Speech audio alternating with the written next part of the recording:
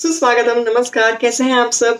You have tune in to first point और आज हम बात करने वाले हैं कि बच्चे को डायपर रैश होना कैसे अवॉइड कर सकते हैं, या फिर अगर आप बच्चे को पूरा दिन डायपर पहनाते हैं तो क्या चीज आपको ध्यान में रखनी चाहिए। दो बहुत ही इंपॉर्टेंट चीज है जो मैंने निकाली है। अगर इसका आप ध्यान रखते हो तो मुझे नहीं लगता बेबी को डायपर रैश होने की कोई ज्यादा चांसेस होंगे। शिवन्या जब 20 दिन की थी तब से मैंने उसको डायपर पहनाना शुरू किया था, लेकिन तब मैं उसको सिर्फ रात में डायपर पहनाती थी, पूरे दिन में नहीं। तो रात में भी लगभग 10:30 के आसपास जब वो सोती थी उसके पहले मैं उसको डायपर पहनाती थी, फिर रात को लगभग 4-1 बजे के आसपास मिडनाइट में मैं उसका डायपर चेंज करती थी। मतलब 5-6 घंटे चल जाता था और फिर चेंज करती थी। उसके बाद सुबह जब वो उठती थी तब मैं उसका डायपर निकाल ही देती थी। तो इस तरीके से मेरा रूटीन था। तो काफी महीनों तक मुझे लगता है ये रूटीन चला। फिर दोपहर को भी मैंने उसको डायपर पहनाना शुरू किया, क्योंकि एक बार ऐसे नोटिस किया कि दोपहर को वो बहुत ही जल्दी उठ गई। जो नॉर्मली 3-4 घंटे सोती थी, वो उसका टाइम है वो सुसु की वजह से कम हो गया। मतलब उसने सुसु की और उसकी वजह से वो उठ गई। तो मेरे हस्बैंड ने बोला कि तुम दोपहर को भी उसको डायपर पहना ही दिया करो जब वो सोती है, तो उसकी नींद ना बिगड़े और तुमको भी अच्छा रहे। तो मैंने वो फॉलो करना शुरू किया और वो एक्चुअली में बहुत ही अच्छे से काम करा मेरे लिए। दोपहर को डायपर पहनने की वजह से वो ज्यादा देर तक सोती थी, क्योंकि उसको कोई सुसु वगैरह का प्रॉब्लम नहीं रहता था। और फिर जब वो उठती थी, समझिए वो 2 बजे के आसपास सोई है, वो 5 बजे उठती थी, तब मैं उसका डायपर चेंज नहीं करती थी। मैं थोड़ी देर के बाद चेंज करती थी। मतलब 2-3 घंटे लगभग खिंच जाते थे। लगभग 8, साढ़े 8 के आसपास, कई बार 9 बजे मैं उसका डायपर चेंज करती थी, क्योंकि मुझे इतनी जरूरत नहीं लगती होती थी उस टाइम पे डायपर बदलने की। वो चल जाए ऐसा होता था। लेकिन खास इस चीज का मैं ध्यान रखती थी कि मैं शिवन्या को जो डायपर है वो एकदम ज्यादा अगर गीला हो गया, जैसे वजनदार हो गया एकदम, तो उसको बदल देती थी। और ये आपको ध्यान में रखना है। जो 2 चीजें इंपॉर्टेंट है वो मुझे ये लगता है कि अगर बच्चे का डायपर ज्यादा गीला हो गया है तो आपको उसको बदल देने की जरूरत है। इन शॉर्ट, जो नॉर्मल गाइडलाइन है 3 से 4 घंटे में डायपर बदलने की, जरूरी नहीं है कि आप वैसा ही फॉलो करें। डायपर 3 से 4 घंटे में चेंज करना ही चाहिए। उसके बदले आप अगर ये देखेंगे कि डायपर बच्चे का कितना गीला हुआ है, उसके हिसाब से चेंज करना जरूरी है। अगर आपने बच्चे को 4 घंटे से डायपर पहना है लेकिन फिर भी वो गीला ही नहीं हुआ है, एकदम हल्का लग रहा है, तो इसका मतलब कि उसने सुसु की नहीं, तो आप उसको खींच सकते हो।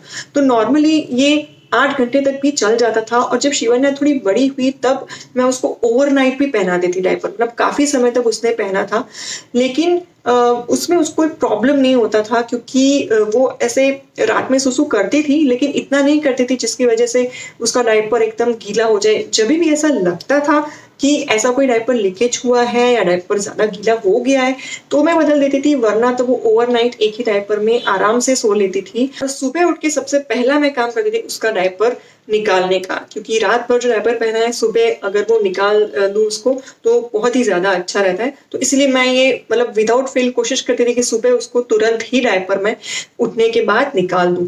और फिर दिन में कुछ घंटे ऐसे भी होते थे जब उसको मैं डायपर नहीं पहनाती थी। जैसे सुबह जब मैं उसको नहलाती थी उसके बाद थोड़ी देर डायपर नहीं पहनाया, फिर सोने के टाइम पे दोपहर को ही पहनाया, फिर उसके बाद डायपर थोड़ा मैंने चलाया। फिर जब रात को जैसे 9 बजे के आसपास या 8 बजे के आसपास जब डायपर उसको निकाला, तो वो जब सोती थी तब तक मैं डायपर नहीं पहनाती थी। तो ऐसे टाइम में वो डायपर फ्री भी रह जाती थी, ताकि उसको स्किन पे जो भी एयर मिलने की जरूरत है जिसकी वजह से उसको कोई रैश ना हो, वो भी फुलफिल हो जाता था और उसको डायपर रैश का भी कोई प्रॉब्लम नहीं होता था। शिवन्या 10 महीने की हुई तब जाके उसको एक बार डायपर रैश हुआ था, तब तक उसको कोई डायपर रैश नहीं हुआ। और उसके बाद जब तक उसने डायपर पहने, एज की अब वो डायपर फ्री है, लेकिन जब तक पहने तब तक मेरे ख्याल से उसको शायद 3 या 4 बार डायपर रैश हुए होंगे। बाकी मुझे याद नहीं उसको डायपर रैश हुए हो। तो इस चीज का मैं ध्यान रखती थी इसकी वजह से। और दूसरी जो इंपॉर्टेंट चीज है वो आप कौन सी क्रीम यूज करते हैं। अगर आप अच्छी क्वालिटी की क्रीम यूज करते हैं और अच्छी तरीके से अप्लाई करते हैं, सिर्फ अच्छी क्वालिटी की क्रीम यूज करना ही मतलब इनफ नहीं है। आपको बच्चे को क्रीम अच्छी तरीके से अप्लाई करनी होगी। बच्चे का जो एरिया है जहाँ पे डायपर रहता है वो पूरे एरिया में अच्छा सा लेयर आपको बनाना है, जिसकी वजह से अगर बच्चा सुसु करता भी है तो उसकी स्किन पे वो नहीं जाएगा और डायपर में ही निकल जाएगा।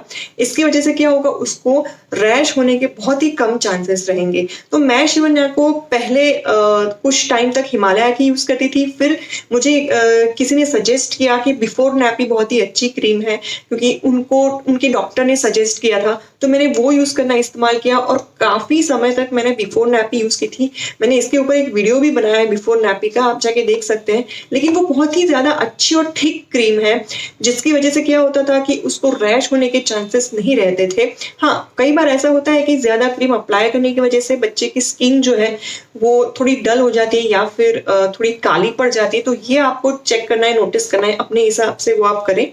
बाकी अगर इसका अच्छे से लेयर बना होगा तो बच्चे को रैश होने के कोई चांसेस नहीं होंगे। इनफैक्ट ये क्रीम इतनी थिक है कि मैं जब उसको रात को अप्लाई करती थी और सुबह जैसे नहलाने के टाइम मैं क्रीम निकालने जाती थी तो मुझे रगड़ के साबुन से धोना पड़ता था, तब जाके वो निकलती थी। मतलब इतना ज्यादा थिक लेयर होता था, आप समझ सकते हैं।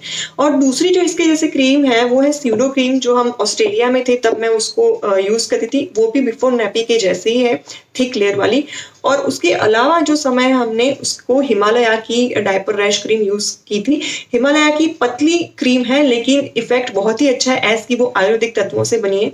तो मैंने काफी समय तक फिर उसको वो क्रीम भी इस्तेमाल की थी। इनफैक्ट बहुत ही ज्यादा थिक क्रीम इस्तेमाल करके फिर मैं थोड़ी कंटाल गई थी कि उसको कितना भी घिसो क्रीम जाती नहीं है, जाती नहीं है। तो थोड़ा इसीलिए भी मैंने हिमालय की फिर क्रीम फिर से यूज करना शुरू किया था और फिर इससे उसको कोई प्रॉब्लम भी नहीं होता था।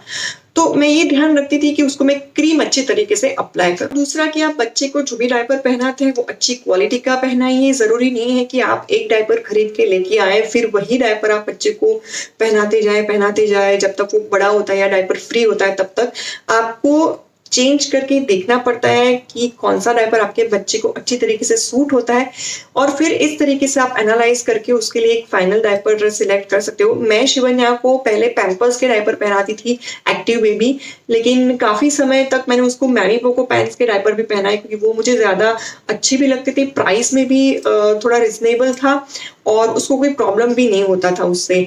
तो मैंने ये यूज किए हैं। तो आप अपने बच्चे के कंफर्ट लेवल के हिसाब से अच्छे डायपर चूज करें तो आई डोंट थिंक कि बच्चे को कोई प्रॉब्लम रैश का होगा। और हाँ, अगर रैश बच्चे को होता है तो आपको उस टाइम पे बच्चे को डायपर फ्री कर देना है, तब आपको उसको नहीं डायपर पहनाना है। और आप फिर वहां पे डायपर रैश क्रीम भी लगा सकते हैं, या तो आप नारियल तेल लगा सकते हैं, वो बेस्ट होता है रैशेस के लिए। तो नारियल तेल लगा के आप बच्चे को नॉर्मल जो कॉटन का पजामा या जो भी है वो पहनाइए, और इससे बच्चे को डायपर रैश मतलब आपको दिखेगा फर्क कि उसका डायपर रैश सपोज कि सुबह बहुत ही ज्यादा था तो रात तक तो लगभग कम ही हो जाएगा। शिवन्या को जब पहली बार डायपर रैश हुआ था तब मैंने ऐसा ही किया था, उसको नारियल तेल वगैरह अप्लाई किया था और पूरा दिन उसको डायपर फ्री रखा उस दिन, और रात तक तो लगभग उसको मिट ही गया था रैश। और जरूरी नहीं है कि आप बच्चे को जब भी डायपर रैश होता है सिर्फ तभी क्रीम लगाएं। इंपॉर्टेंट ये है कि आप बच्चे को नॉर्मली भी जब भी डायपर पहनाते हैं तब आप उसको डायपर रैश क्रीम अच्छे से लगाएं। यही एक इलाज है डायपर ना होने देने का। जब अगर उसको अच्छे से क्रीम लगी होगी तो उसको डायपर रैश होने के चांसेस नहीं रहेंगे। और उसका जो एरिया है वो ड्राई हो जाए उसके बाद लगाइए। गीला एरिया है उसमें आप बिल्कुल भी मत लगाइए क्रीम, इससे क्रीम की इफेक्ट भी नहीं होगी और आपकी क्रीम बेकार भी जाएगी, बच्चे को भी फायदा नहीं होगा। तो उसका जो एरिया है ड्राई हो जाए उसके बाद ही आपको क्रीम अप्लाई करनी है, तो वो काफी टाइम तक चलेगी भी। तो वीडियो अगर आपको हेल्पफुल रहा है तो इसे लाइक कर दीजिएगा, जिनको जरूरत है उनको शेयर कर दीजिएगा और चैनल को सब्सक्राइब करना बिल्कुल भी मत भूलिएगा और बेल आइकन पे जरूर क्लिक करिएगा ताकि आपको अपडेट्स मिलते रहे अगले वीडियोस के। चलिए मिलते हैं अगले वीडियो में, तब तक के लिए bye bye and do take care of yourself.